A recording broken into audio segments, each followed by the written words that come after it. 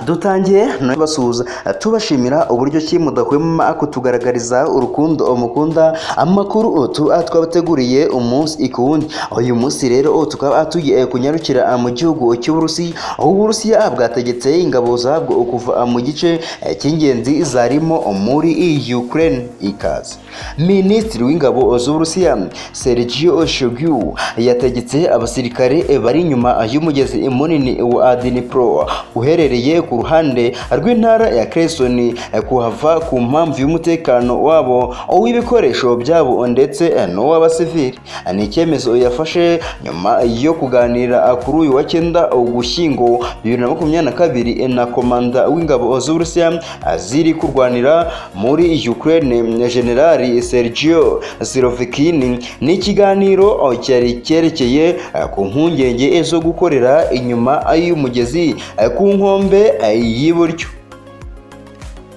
Sirovikini yasobanuriye Shoigu ko mu gihe ingabo za Ukraine zarasa ku bigega by'amazi biri ku kidendezi cya Karikovika byatuma hatemba amazi menshi akaba yakwica abasivili bikagira ingaruka ku mikorere y'ingabo z'Uburusiya ziri ku nkombe y'iburyo. Uyu musirikare yakomeje agira ati, muvandimwe Minisitiri w'ingabo, nyuma yo kugenzura byuzuye ikibazo kiriho igitekerezo twagize ni ugukorera ibikorwa byacu ku nkombe y'imoso y'umugezi wa Dnipro. Ndabyumva ko ari icyemezo kitoroshye, nanone turarinda ubuzima bw'abasirikare bacu ndetse n'ubushobozi bwo kurwana kw'amatsinda yacu, kandi ntibyashoboka ku duce duke two ku nkengero y'iburyo.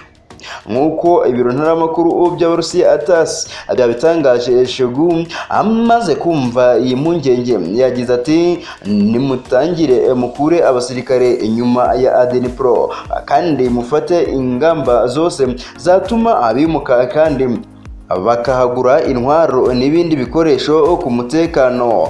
Kuri twebwe ubuzima bw'ingabo z'Uburusiya ni ingenzi, tugomba no kwirinda ibyahungabanya abasivili.